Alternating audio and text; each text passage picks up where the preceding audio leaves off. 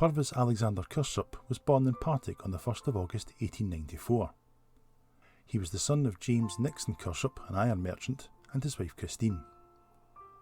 Purves received part of his education at the Glasgow Academy, and shortly before the war he was employed with Messrs James Finlay & Co, Indian merchants in Renfield Street in Glasgow. He began the First World War as a lieutenant in the 9th Argyll and Sutherland Highlanders, and by the beginning of 1915 he was in command of D Company. On one occasion a shell had burst above his dugout, causing his revolver to be destroyed and also damaging some of his uniform, but he himself remained unharmed. His first injury would not come in the front line, but on his way home.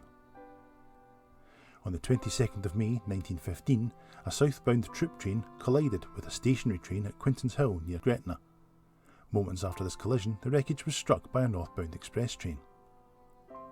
Many of the casualties were territorial soldiers of the 7th Battalion of the Royal Scots who had been on board the southbound train. One of the men travelling in the northbound express train, however, was Purves Kirsop. He had been travelling home for a few days' furlough and was accompanied by 3 other officers. Kirsop was sleeping at the moment of collision, and when he awoke he found himself between the rails underneath his carriage.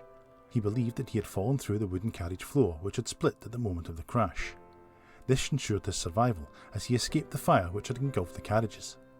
He suffered a broken wrist and a fracture to his leg, but he was luckier than his 3 travelling companions, all of whom perished in the crash. His wounds kept him from the front line for some time, but he returned and subsequently won the Military Cross in January 1916, adding a bar to it in July 1918.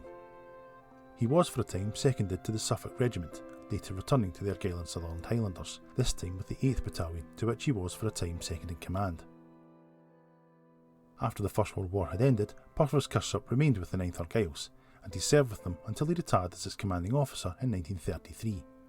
He had married Lilias Laidlaw Dykes in 1926, and they had 2 sons together. When war broke out again in 1939, he returned to military service, being given command of the 58th Light Anti-Aircraft Regiment of the Royal Artillery. He returned to France with his unit in 1940, and he was killed in action at Dunkirk on the 27th of May 1940. He was 45 years old.